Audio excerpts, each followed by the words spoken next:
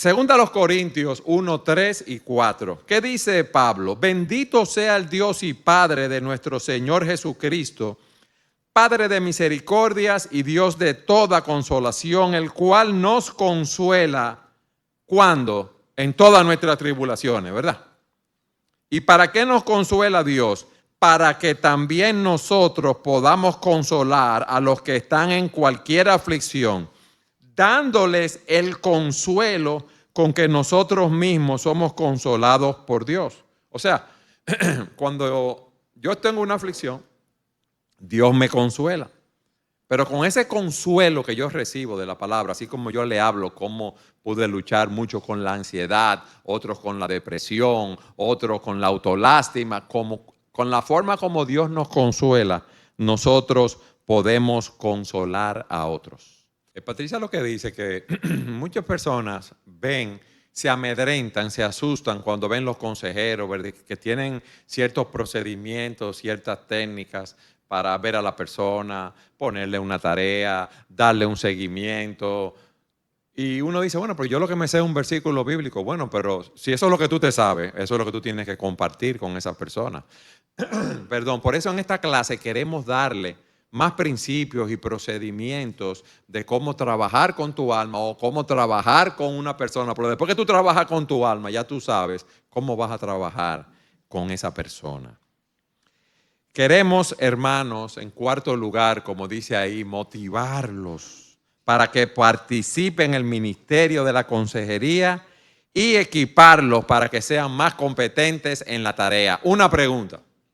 ¿Es la consejería bíblica solo para yo utilizarla con los creyentes? Imagínense que usted tiene un compañero de trabajo, un amigo en el colegio, en la universidad, en el vecindario, donde sea, y no es creyente, y tiene un problema de ansiedad como todo el mundo, o un problema de depresión. ¿Qué es lo que uno hace? Bueno, nosotros recibimos a las personas inconversas que vienen a pedir consejería, pero ¿qué hacemos nosotros? Lo evangelizamos con la palabra de Dios. Miren lo que dice Segunda a los Corintios 5, 18, ¿verdad? Y todo esto procede de Dios, que nos reconcilió con Él mismo por medio de Cristo y nos dio el ministerio ¿de qué? De la reconciliación. Es decir, que Dios estaba en Cristo reconciliando al mundo con Él mismo, no tomando en cuenta a los hombres sus transgresiones, y nos ha encomendado a nosotros la palabra de la reconciliación. Por lo tanto, dice él, somos embajadores de Cristo, como si Dios rogara por medio de nosotros. En nombre de Cristo les rogamos, reconcíliense hoy con Dios, o reconcíliense con Dios. Eso es un mensaje que tenemos que dar, hermano. Y qué mejor oportunidad cuando una persona está abrumada con un problema, una aflicción que ha venido a su vida, y tú puedes venir con la palabra y de Dios y decirle, mira, Dios sí tiene una solución para ti. Tú debes buscar de Dios. Tú debes arrepentirte de tus pecados. Tú debes arrepentirte de tu condición y venir a los pies del Señor. Pero también nosotros debemos participar en el ministerio, y lo vamos a probar abundantemente en las próximas clases, por lo que nos dice Gálatas 6:2. Lleven los unos las cargas de los otros y cumplan así la ley de Cristo.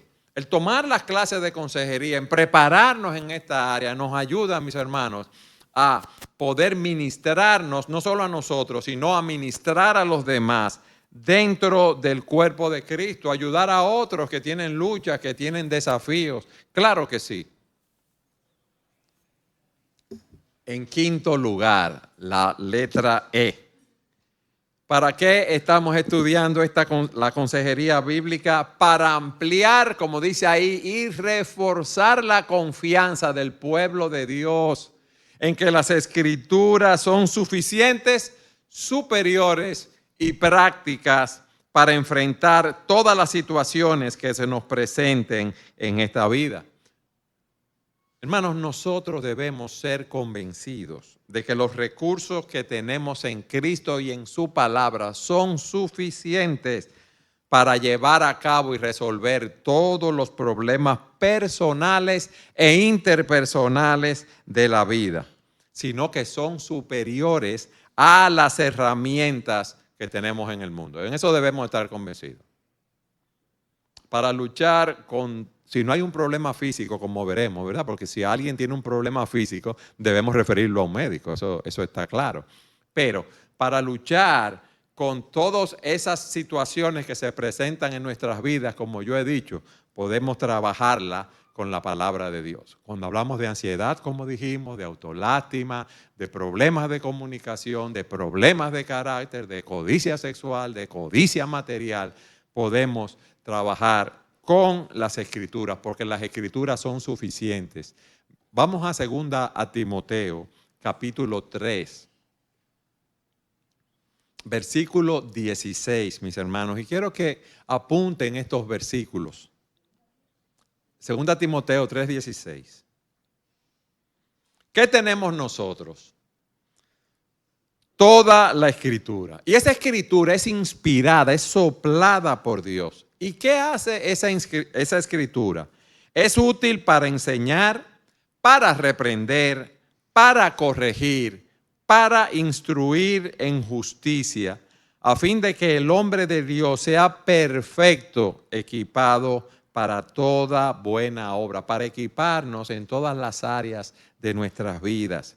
El Salmo 119, versículo 105 nos dice: lámpara es a mis pies tu palabra, esa es mi lámpara, y luz para mi camino. Nos está diciendo aquí que la palabra de Dios es superior a cualquier otra guía o sabiduría del mundo. Ilumina nuestro camino y nos guía en rectitud.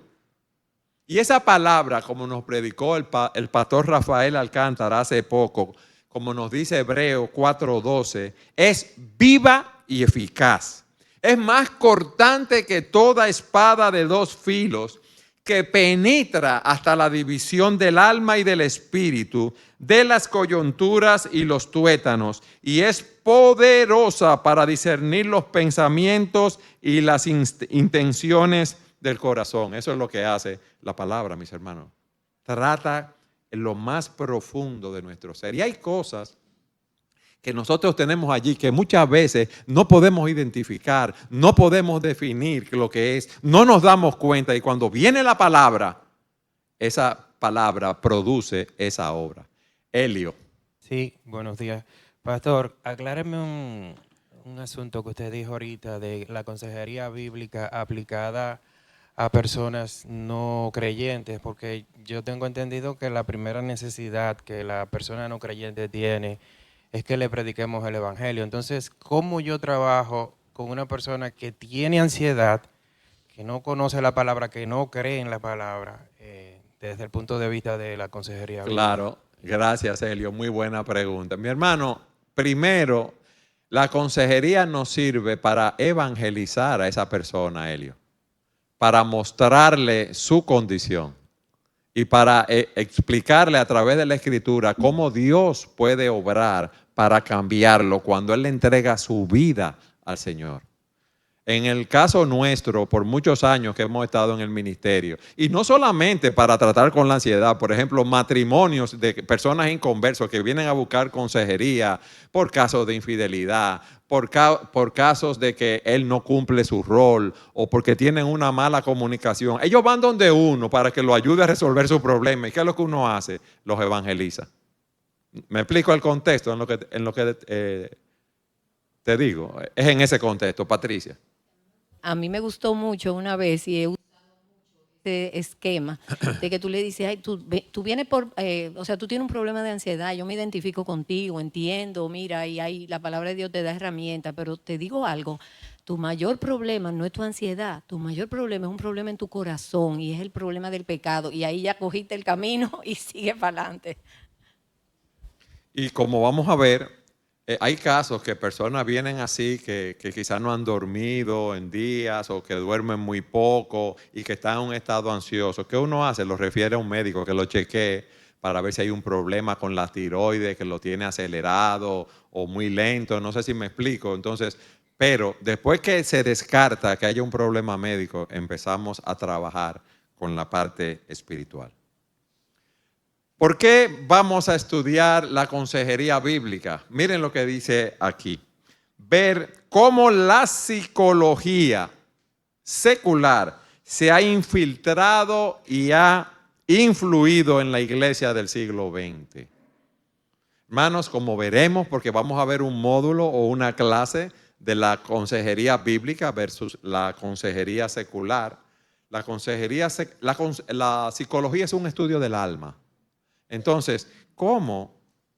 Lo estoy resumiendo de una manera sencilla, claro está. ¿Cómo una persona que no es creyente puede hacer un estudio del alma? Ustedes saben que hay más, o habían, la última vez que yo chequeé, más de 255 escuelas de consejería bíblica.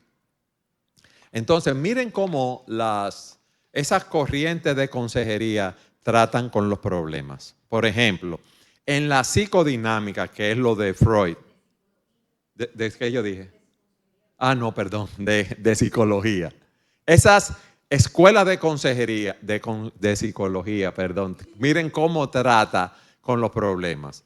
La psicodinámica, ustedes han visto en las películas y también en los muñequitos que usted va donde el psicólogo, los que son de esa corriente, y lo sientan en un diván y empiezan a preguntarle de su pasado, porque ellos no reconocen que el problema está en el hombre, sino que hay algo externo al hombre que causa el problema. Entonces, si en mi niñez yo tuve una experiencia,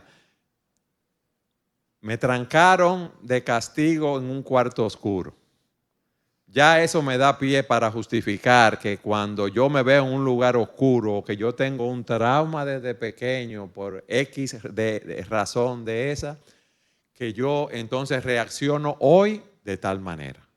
Ustedes ven, entonces cojo una pistola y salgo a matar gente porque soy una persona traumatizada. Hay otra escuela, que lo veremos también, que es del conductismo. ¿Qué dicen las personas conductistas? Bueno, que el hombre nace como una tabla rasa, como un papel en blanco, y la educación, la influencia de la sociedad nos va formando. Bien, pero ¿qué pasa? Usted toma dos hermanos, los que son idénticos son los mellizos o los gemelos, ¿cómo es? Los gemelos son los idénticos. Usted toma dos hermanos gemelos que se crían en la misma familia, en el mismo vecindario, un vecindario que vamos a decir es violento, porque ellos lo que dicen es lo siguiente: si tú te crías en un vecindario, en una familia violenta, tú vas a ser violento.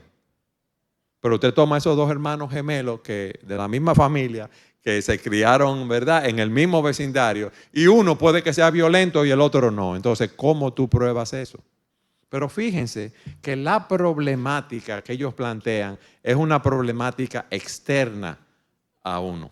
No debe ser. Mire, voy a volver un paso atrás con lo de la psicodinámica, ¿verdad?, que el problema está en el pasado. ¿Qué personaje bíblico tuvo problemas para decir, a mí me hicieron mucho daño, mucho mal, por lo tanto yo reacciono mal? José, mis amados, a José, todos sabemos lo que pasó. Los hermanos le tenían envidia, quisieron matarlo, lo vendieron en Egipto como esclavo. Y cuando José estuvo con los hermanos, ¿qué dijo? Después que lo vio que él estaba en una buena posición allá con Faraón, el segundo en el reino, ¿qué dijo él? Él vio la mano de Dios guiándolo. Él no vio otra cosa. Dios guiando sus pasos. Entonces, esas escuelas, ¿verdad?, de la psicodinámica, la escuela del conductismo, la escuela del humanismo. Ustedes han visto ese anuncio del ejército americano que dice: todo lo que tú puedes ser, be all you can be. Ustedes no han visto, desarrolla el potencial que hay en ti, porque tú tienes un gran potencial dentro de ti y tú te debes empoderar para hacer todas esas cosas. Hermano, la Biblia nos dice que no hay justo ni a uno, que no hay quien haga lo bueno, que no hay quien entienda, que no hay quien busque a Dios, que a una nos hemos desviado, que a una nos hemos hecho inútiles. Y entonces, yo primero debo ir conocer, ¿verdad?, a Dios para saber cuál es mi verdadera condición. Elisa. Pero pudiera haber alguna validez en saber el trasfondo de donde uno viene para explicar la razón de por qué a veces somos como somos. Pero no para quedarse ahí, sino simplemente como para uno poder, yo creo que entender de dónde yo vengo y por qué yo pienso o estoy haciendo lo que estoy haciendo, porque hay patrones que son aprendidos y hay experiencias que uno vivió que hacen que uno sea o piense de una forma. Eso ya dicho, no es una excusa para, ay, mi pasado me persigue. Sí, no saber entender eso, pero yo tengo herramientas para poder salir de ahí en el poder de Cristo. Pero no sé qué tan válido sea validar esas cosas, vamos a decir, valga la redundancia, de entender un poco el trasfondo de donde viene la persona. Muy buena pregunta, Elisa. Mira, es bueno cuando uno está hablando con una persona, y lo vamos a ver también eso, ir recolectando información de la vida de esa persona. Por ejemplo, hay personas que reaccionan violentamente. Hay personas que tienen ciertos patrones de comportamiento, Elisa, y esos patrones son patrones aprendidos del pasado. Entonces es bueno saber, mira, en mi familia nosotros nos criamos y todos lo resolvíamos a trompar.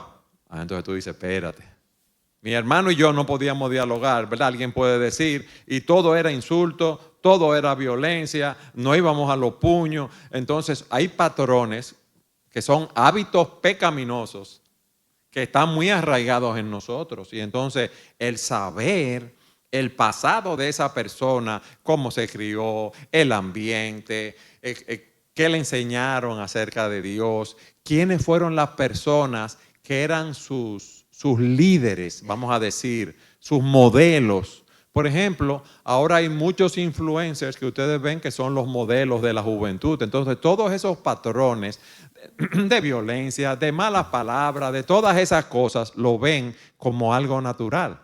Entonces, es bueno saber lo que ha ocurrido en la vida de una persona para saber dónde uno hacer énfasis y qué patrones deben ser cambiados. Porque vamos a ver en el proceso de cambio cómo nosotros debemos despojarnos del viejo hombre, renovarnos en el espíritu de nuestra mente, en la palabra, en el Espíritu Santo y vestirnos del nuevo hombre. Entonces, si una persona tiene patrones violentos, es bueno uno saber de dónde viene eso, enseñarle en las Escrituras cómo eso está mal, esa violencia, esa ira descontrolada, la persona que estralla, que patea, que insulta a los demás. ¿Qué está mal? Enseñarle de manera que esa palabra lo reprenda, de manera que sea corregido y esa persona sea instruida en justicia, se vista del nuevo hombre. Pero eso es muy importante cuando uno está hablando con la persona, levantando la información, poder saberlo, porque eso nos ayuda. ¿Alguien levantó la mano por allá atrás? No, más nadie. Ok, fue Elisa entonces. Doctor Santana Pérez, Luis Felipe. Digo que eso la Escritura lo reconoce porque Pablo mismo dice cómo hay ciertos comportamientos que son propios de ciertas culturas. O sea, hay un grupo que son reconocidos porque son glotones. Y eso la Escritura lo reconoce. Hay un aspecto del ambiente que en cierta forma nos moldea, pero tenemos que tener cuidado porque esas corrientes psicológicas dicen que la responsabilidad y la culpa de lo que yo hago es por mi pasado. Y ahí hay una diferencia porque la Biblia no reconoce eso. Nosotros tenemos que hacer una distinción entre las decisiones que yo tomo en base quizás a influencias que he tenido, pero la responsabilidad es mía. Y la capacidad de yo cambiar, porque la Biblia y Pablo en eso está retándolos a ellos a ser diferentes a su cultura. El hecho de que nosotros tengamos un pasado no nos condiciona inevitablemente a ser de esa manera. La Biblia tiene esperanza para nosotros en que podemos ser transformados. Entonces no podemos quedarnos simplemente con que, bueno, es porque ese es su pasado y así fue que lo criaron. Eso no es un concepto bíblico. Y no podemos tampoco desviar la culpa, porque eso fue lo que hizo Adán en el Edén, y eso es lo que vemos ahora que hace mucha de la psicología, que es buscar a quién culpar, que no sea el individuo, para que no se sienta mal. Dos textos para eso. Segundo a los Corintios 5:17. Si alguno está en Cristo, ¿qué pasa? Las cosas viejas y todas. Y también dice la Escritura, no os ha sobrevenido ninguna prueba o tentación que no sea común a los hombres. Ya otros hombres las han pasado. Más fiel es Dios, que no nos dejará ser probados más allá de lo que podemos soportar, y juntamente con la prueba nos dará la salida. Entonces, ¿cuál es el punto? A la luz de lo que Luis decía, que esas corrientes psicológicas y sus variantes no reconocen que hay una verdad absoluta en la palabra de Dios. No reconocen la pecaminosidad del hombre, sino que mi conducta es así por el pasado, mi conducta es así por mi crianza, el medio donde estoy, mi conducta es así porque yo no he desarrollado el potencial que tengo dentro de mí. Entonces ellos plantean que la verdad es relativa, no es una verdad absoluta.